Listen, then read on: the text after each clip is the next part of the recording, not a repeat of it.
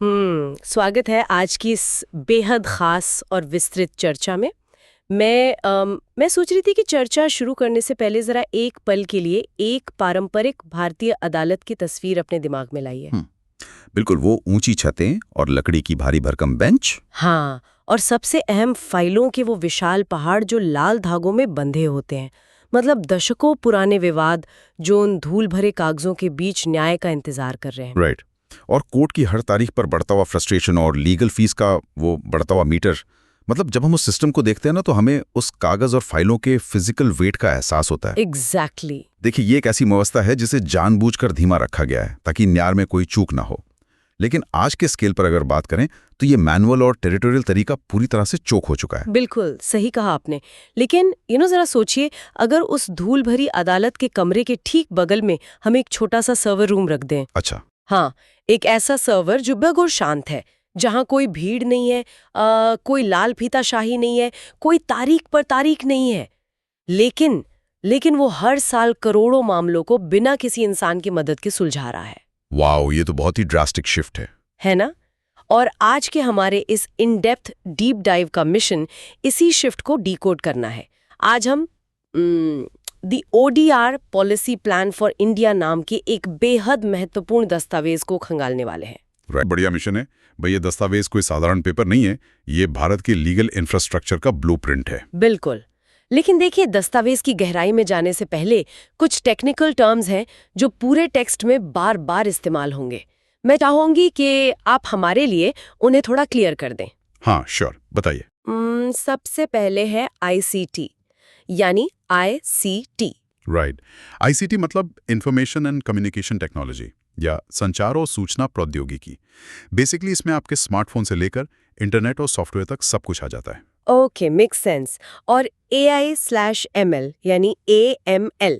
AI और ML का मतलब है आर्टिफिशियल इंटेलिजेंस और मशीन लर्निंग, या जिसे हम कृत्रिम मेधा कहते हैं।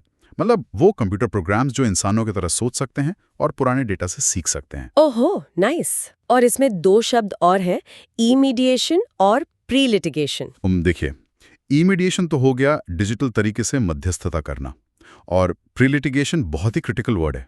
अच्छा। हाँ, इसका मतलब है मुकदमेबाजी से पहले का स्टेज, यानी वो स्टेज जहां विवाद कोर्ट में औपचारिक रूप से फाइल भी नहीं हुआ है और हम तकनीक का इस्तेमाल करके उसे वही खत्म करने की कोशिश कर रहे हैं। Okay, let's unpack this. तो हम इस बेहद ज्ञानवर्धक यात्रा की शुरुआत करते हैं हेडिंग बी अंडरस्टैंडिंग ODR से। जी बिल्कुल। मैं इस पॉलिसी डॉक्यूमेंट के पैराग्राफ 1 और 2 से एग्जैक्ट इंग्लिश लाइंस को पढ़ती हूँ जहाँ ODR को डिफाइन किया गया है। पढ़िए। टेक्स्ट कहता है, ODR is defined as using ICT tools ranging from simple phones to complex software to resolve disputes without parties needing to meet physically. Right. मतलब ODR ऐसे संचार और सूचना प्रौद्योगिकी टूल्स का इस्तेमाल है जहां विवाद से जुड़े पक्षों को शारीरिक रूप से एक दूसरे से मिलने की कोई जरूरत नहीं होती। What is fascinating here is कि ये लाइन ODR के लिए एक मिनिमम वायबल थ्रेशोल्ड यानी न्यूनतम व्यवहार सीमा तय कर देती है। न्यूनतम सीमा वो कैसे? देखिए, अगर आप इस पैराग्राफ के फुटनोट 15 और 16 का संदर्भ देखें तो वो बहुत क्रिटिकल हैं। वो स्पष्ट करते हैं कि लीगल लॉजिक के अनुसार ODR कोई हवा में बनी नई चीज नहीं है। अच्छा, तो ये पहले से चला आ रहा है। एग्जैक्टली। ये पारंपरिक ADR यानी ऑल्टरनेटिव डिस्प्यूट रेजोल्यूशन, जैसे कि नेगोशिएशन और मध्यस्थता का ही एक डिजिटल विस्तार है। बुनियादी शर्त सिर्फ इतनी है कि फिजिकल कॉन्ग्रेगेशन यानी एक ही कमरे में बैठकर बहस करने की जरूरत को पूरी तरह खत्म कर दिया जाए। Okay, let me unpack this again. अगर फिजिकल तौर पर मिलना जरूरी नहीं है और हम सिर्फ फोन या सॉफ्टवेयर का इस्तेमाल कर रहे हैं, तो क्या ODR का ये पहला चरण सिर्फ एक ग्लोरिफाइड जूम मीटिंग है? मेरा मतलब है 2 लोग और एक मध्यस्था वीडियो कॉल पर आ गए, तो क्या उसे हम ODR कह देंगे? इसमें कोर्टरूम वाली गंभीरता और लीगल वजन कहाँ से आएगा? ये एक बहुत ही कॉमन मिसकंसेप्शन है, पर ऐसा बिल्कुल नहीं है। अगर आप फुटनोट्स की गहराई में जाएं तो समझ आता है कि ये महज एक कॉन्फ्रेंस कॉल नहीं है। तो फिर क्या है? जब आप एक प्रॉपर ODR प्लेटफॉर्म का इस्तेमाल करते हैं तो पूरा प्रोसेस, मतलब एविडेंस सबमिट करने से लेकर आर्ग्यूमेंट्स रिकॉर्ड करने और फाइनल सेटलमेंट तक, सब कुछ पूरी तरह से एन्क्रिप्टेड और लीगल फ्रेमवर्क के अधीन होता है। ओ, मतलब सिक्योरिटी और लीगल बैकिंग दोनों है। बिल्कुल। जो आउटकम निकल कर आएगा वो अदालत के फैसले की तरह ही लीगली बाइंडिंग होगा। That makes sense. हम्म, तो ये सिर्फ कम्युनिकेशन का माध्यम नहीं बदल रहा है, बल्कि उस कम्युनिकेशन को लीगलाइज कर रहा है। एकदम सही। लेकिन देखिए, इस डॉक्यूमेंट का जो अगला हिस्सा है वो पूरी कहानी को एक अलग ही लेवल पर ले जाता है। अब हम पैराग्राफ 3 पर आते हैं। जी। मैं फिर से एग्जैक्ट टेक्स्ट कोट कर रही हूँ। हम्म, ODR is not merely EADR.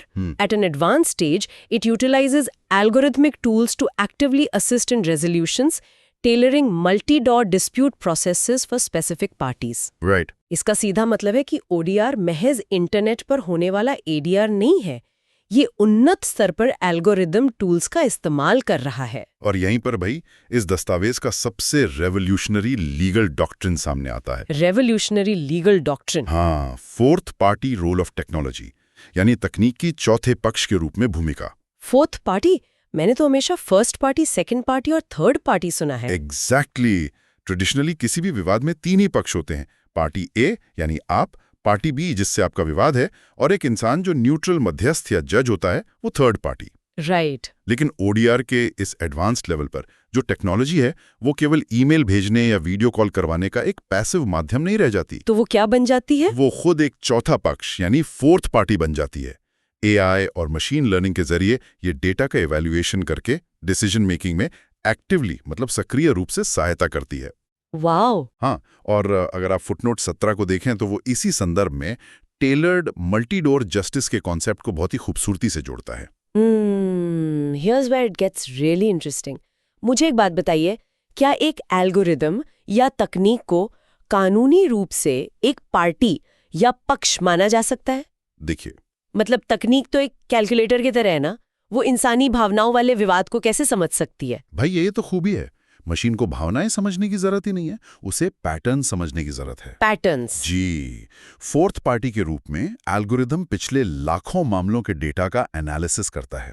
जब दो पार्टियों के बीच नेगोशिएशन चल रहा होता है तो ये एआई सिस्टम चुपचाप डेटा प्रोसेस करके दोनों को ऐसे सेटलमेंट ऑप्शन सजेस्ट कर सकता है जो ऐतिहासिक रूप से सफल रहे हैं। ओह, आई सी। इसमें ब्लाइंड बिडिंग जैसे टूल्स भी होते हैं जहां दोनों पक्ष अपनी अपनी सेटलमेंट अमाउंट डालते हैं, और अगर वो एक रेंज में मैच कर जाती है तो एआई बिना किसी इंसान के दखल के केस को क्लोज कर देता है।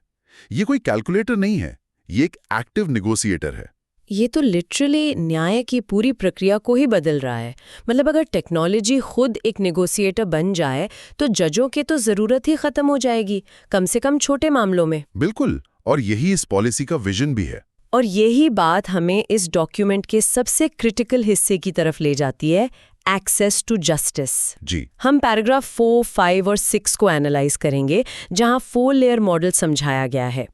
यहाँ एक एग्जैक्ट लाइन है जो मुझे पूरी तरह से पढ़नी है, और मैं इसे हिंदी में ही कोट करूंगी जैसा टेक्स्ट में निर्देशित है। बर्जनिंग केस लोड का मतलब है अदालतों पर बढ़ता बोझ। एग्जैक्टली। ये जो बढ़ता बोझ है ना, इसी को टैकल करने के लिए ये पॉलिसी प्रोफेसर रिचर्ड सस्किंड के एक्सेस टू जस्टिस यानी न्याय तक पहुंच वाले सिद्धांत की व्याख्या करती है। अच्छा, प्रोफेसर सस्किंड का सिद्धांत क्या कहता है? उनका विजन है कि कानूनी जागरूकता या कानूनी जागरूकता के जरिए एक रूल ऑफ लॉ समाज बनाना, ना कि रूल बाय लिटिगेशन समाज। मतलब लोग केस करने से बचें। राइट। यहीं पर प्रिडिक्टिव जस्टिस की बात आती है। ओडीआर हजारों क्रेडिट विवादों के डेटा का एनालिसिस करके विवाद शुरू होने से पहले ही उसे रोक सकता है, प्रीएम्प्ट कर सकता है। और इसी को वो 4 लेयर मॉडल का पिरामिड कहते हैं। हाँ, मैं इस पिरामिड का पूरा खाका खींचता हूँ, ध्यान से सुनिए। बिल्कुल। लेयर 1 है लीगल हेल्थ प्रमोशन, जो पिरामिड का एकदम आधार है, बेस। ओके। लेयर 2 है डिस्प्यूट अवॉइडेंस, जहां एल्गोरिदम एक सलाहकार की भूमिका निभाता है और विवाद टालता है। राइट। फिर आता है लेयर 3 डिस्प्यूट कंटेनमेंट, जो ओडीआर और एडीआर का संगम है, जहां छोटे मामलों को सुलझा लिया जाता है। और सबसे ऊपर पिरामिड के शीर्ष पर यानी लेयर 4 है डिस्प्यूट रेजोल्यूशन, हमारी पारंपरिक अदालतें, जहां सिर्फ सबसे जटिल मामले ही पहुंचते हैं। अगर मैं इस पिरामिड को विजुअलाइज करूँ ना, तो ये बिल्कुल हमारे हेल्थ केयर सिस्टम की तरह लगता है। वो कैसे? मतलब ये तो बिल्कुल ऐसा है जैसे सीधे आईसीयू यानी कोर्ट में जाने के बजाय हम पहले विटामिन्स खाकर बीमारी से बचें। हाँ, legal health promotion base layer. Exactly. और अगर हल्की बीमारी लगे तो स्मार्ट वॉच अलर्ट कर दे, यानी डिस्प्यूट अवॉइडेंस, और फिर भी बीमार पड़ जाएं तो छोटी ओपीडी में इलाज करा लें, जो है डिस्प्यूट कंटेनमेंट। बहुत सही। और सिर्फ जानलेवा केसेस में ही हम आईसीयू जाएं। एकदम परफेक्ट एनालॉजी है। लेकिन देखिए, इसमें एक पेंच है। हेल्थ केयर में ओपीडी में भी आपका डॉक्टर एक इंसान होता है, लेकिन इस ओडीआर पिरामिड के लेयर 2 और लेयर 3 में आपका डॉक्टर अक्सर एक एल्गोरिदम होगा। तो क्या ये रिस्की नहीं है? रिस्क तो है कि हम एफिशिएंसी के चक्कर में सिस्टम पर बहुत ज्यादा निर्भर हो सकते हैं, लेकिन अगर हम फुटनोट 19 को देखें तो वो प्रैग्मेटिक कंटेनमेंट की वकालत करता है। मतलब प्रैक्टिकल अप्रोच। हाँ भाई, हमारे पास अदालतों में करोड़ों केसेस पेंडिंग हैं। अगर छोटी छोटी खरोचों का इलाज भी आईसीयू में होने लगे तो पूरा सिस्टम कोलैप्स हो जाएगा ना। बिल्कुल, ये बहुत ही वैलिड पॉइंट है। अब पॉलिसी डॉक्यूमेंट आगे बढ़कर इस पूरे कॉन्सेप्ट को कानूनी जामा पहनाता है। जी।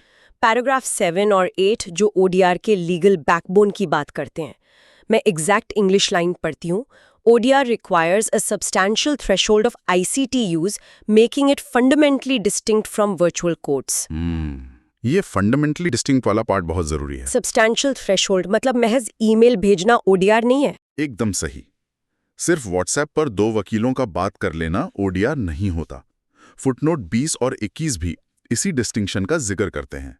लेकिन इस दस्तावेज का जो सबसे महत्वपूर्ण कानूनी पहलू है वो है सिविल प्रक्रिया संहिता या कोड ऑफ सिविल प्रोसीजर 1908 का सेक्शन 89। ओह, सेक्शन 89 का इंटरप्ले। हाँ, ये धारा भारतीय जजों को एक अद्भुत शक्ति देती है। कैसी शक्ति? ये जजों को अलाउ करता है कि वे कोर्ट में चल रहे यानी पेंडिंग मामलों को भी सेटलमेंट के लिए किसी ऑनलाइन प्लेटफॉर्म पर भेज सकें। वेट, पेंडिंग मामलों को ऑनलाइन? बिल्कुल, मतलब डिजिटल इकोसिस्टम और सीपीसी फ्रेमवर्क का एकदम परफेक्ट संगम। वाओ! जैसे पोस्ट सेपरेशन डाइवोर्स मॉडिफिकेशंस का उदाहरण ले लीजिए। मतलब तलाक के बाद के मामले? हाँ, अगर तलाक हो गया है लेकिन 2 साल बाद गुजारा भत्ता या कस्टडी में कोई छोटा बदलाव करना है तो फिर से कोर्ट में फाइल लगाना बेमानी है। जज सेक्शन 89 के तहत इसे ओडीआर की तरफ मोड़ सकते हैं। So what does this all mean? मैं थोड़ा डेविल्स एडवोकेट प्ले करूंगी यहाँ। जी, पूछिए। अगर कोई जज एक पेंडिंग केस को कोर्ट से निकालकर किसी एल्गोरिथम बेस्ड ऑनलाइन प्लेटफॉर्म पर रेफर कर दे, तो क्या ये कोर्ट का अपनी जिम्मेदारी से भागना नहीं है? पहली नजर में ये ऐसा लग सकता है, लेकिन इसे जिम्मेदारी से भागना नहीं बल्कि स्मार्ट लीगल ट्रायाज कहते हैं। ओके। जज हर रैंडम केस को बाहर नहीं भेजते। वो तभी भेजते हैं जब मामले में ऑल्टरनेटिव सेटलमेंट की गुंजाइश होती है। ये स्मार्ट तरीके से न्याय देने का भविष्य है। ये सच में एक पैराडाइम शिफ्ट है। मतलब ये ई आर्बिट्रेशन से इवॉल्व होकर पूरी तरह से एक नया इकोसिस्टम बन रहा है। बिल्कुल। लेकिन अब सवाल ये उठता है कि क्या ये सब सिर्फ थ्योरी है जो हमें इस डॉक्यूमेंट के सबसे माइंड ब्लोइंग सेक्शन की तरफ ले जाता है, heading C origins of ODR? हाँ, ये मेरा फेवरेट पार्ट है। पैराग्राफ 10 से 13 में इंटरनेट बूम का जिक्र है। मैं टेक्स्ट की एग्जैक्ट लाइन पढ़ती हूँ। The origins trace back to the 1990s internet boom, where jurisdictional triggers in e-commerce rendered traditional territorial courts inefficient. ये जो शब्द है ना, jurisdictional trigger, यानी क्षेत्राधिकार के मुद्दे, यही वो चिंगारी थी जिसने इस पूरी इंडस्ट्री को जन्म दिया। कैसे? 1990 के दशक में जब ई-कॉमर्स शुरू हुआ तो ज्योग्राफिकल बाउंड्रीज मिट गईं। अगर खरीदार दिल्ली में है और बेचने वाला न्यूयॉर्क में और उनके बीच $50 का विवाद हो गया तो कौन सी अदालत में मामला जाएगा? जाहिर है पारंपरिक टेरिटोरियल अदालतें तो ऐसे मामलों के सामने पूरी तरह से अक्षम या इनएफिशिएंट हो गईं। एग्जैक्टली। 1996 में कुछ अमेरिकी विश्वविद्यालयों ने इस पर काम शुरू किया, लेकिन सबसे बड़ा ब्रेक थ्रू आया 1999 में, जब ईबे की एंट्री हुई। हाँ, ईबे और स्क्वायर ट्रेड ने मिलकर एक प्रोजेक्ट शुरू किया। अगर आप फुटनोट्स 22 से 26 और 27 से 29 देखें तो ये आंकड़े हैरान करने वाले हैं। मैंने पढ़े हैं वो आंकड़े। उन्होंने शुरुआत की थी महज 2 हफ्तों में 200 विवादों को सुलझाकर, लेकिन 2010 तक आते आते ईबे का ओडीआर प्लेटफॉर्म हर साल 60 मिलियन यानी 6 करोड़ विवादों को ऑटोनॉमस रूप से सुलझा रहा था। Wait, really? हर साल 60 मिलियन मामले? ये तो पूरी तरह से इंसेन है ना? 6 करोड़ मामले हर साल। लेकिन मुझे एक बात समझाइए, 2010 में तो आज के जैसा एडवांस्ड एआई या मशीन लर्निंग नहीं था, तो उन्होंने बिना इंसानों के 6 करोड़ मामले कैसे सुलझा लिए? बहुत ही ब्रिलियंट सवाल है। देखिए, उन्होंने कोई बहुत हाई-टेक एआई इस्तेमाल नहीं किया था। उन्होंने विवादों को एक डेटा स्ट्रक्चर प्रॉब्लम में बदल दिया था। अच्छा, वो कैसे? जब आप शिकायत करते थे तो लंबा पैराग्राफ नहीं लिखते थे। आपको ड्रॉप डाउन मेनू से चुनना होता था। आइटम नहीं मिला या आइटम टूटा था, सिस्टम ने सब स्टैंडर्डाइज कर दिया। ओह, स्मार्ट। फिर ऑटोमेटेड डिसीजन ट्रीज और ब्लाइंड बिडिंग का इस्तेमाल करके 90% मामलों में उन्होंने इंसानी मध्यस्थ की जरूरत ही खत्म कर दी। वाह, ये तो कमाल है। ये एक ऐसा स्केल है जिसे दुनिया की कोई भी पारंपरिक अदालत अपने पूरे जीवन भर में हैंडल नहीं कर सकती। भारत के लिए तो ये वरदान साबित हो सकता है। बिल्कुल। और इसी सक्सेस की वजह से 1998 में जो सिर्फ 9 ओडीआर स्टार्टअप्स थे, वो 2004 तक बढ़कर 115 हो गए। और यही स्केलेबिलिटी आज भारत का पॉलिसी प्लान अडॉप्ट कर रहा है। आज के इस विस्तृत चर्चा ने कई चीजों को पूरी तरह से साफ कर दिया है। बिल्कुल। मतलब the ODR policy plan for India सिर्फ एक सरकारी दस्तावेज नहीं है, ये न्याय प्रणाली के पुनर्जागरण का एक रोड मैप है। सही कहा। हमने देखा कि कैसे ओडीआर में 4th पार्टी कॉन्सेप्ट का इस्तेमाल होता है और सस्किंड के 4 लेयर मॉडल ने बताया कि कैसे हम विवादों को पैदा होने से पहले ही अवॉइड कर सकते हैं। और सीपीसी का सेक्शन 89 ये साबित करता है कि भारतीय न्यायपालिका भी इस डिजिटल इकोसिस्टम के लिए तैयार है। एग्जैक्टली। और ईबे के 60 मिलियन केसेस वाले उदाहरण ने ये दिखा दिया कि ये मॉडल कितना स्केलेबल है। ये समझना हम सभी के लिए बेहद जरूरी है, क्योंकि भविष्य में हमारे विवाद कोर्टरूम की लकड़ी की बेंच पर नहीं, बल्कि किसी सर्वर पर एल्गोरिथम द्वारा सुलझाए जाएंगे। बिल्कुल।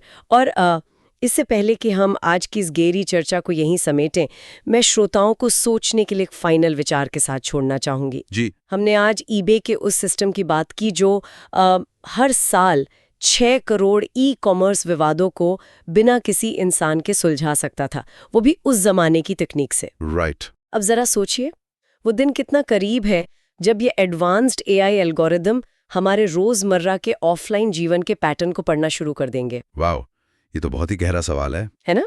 इमेजिन कीजिए, आप कोई रेंट अग्रीमेंट साइन करने बैठे हैं और साइन करने से पहले ही आपका फोन आपको अलर्ट कर देता है कि रुकिए, अगले 2 साल में इस रिश्ते में विवाद होने की 92% संभावना है और आप हार जाएंगे। प्रेडिक्टिव भविष्य। एग्जैक्टली। क्या हम एक ऐसे प्रेडिक्टिव भविष्य के लिए मानसिक रूप से तैयार हैं जहां मशीनें हमें हमारा झगड़ा शुरू होने से पहले ही बता देंगी कि हम हारने वाले हैं? सोचिएगा जरूर।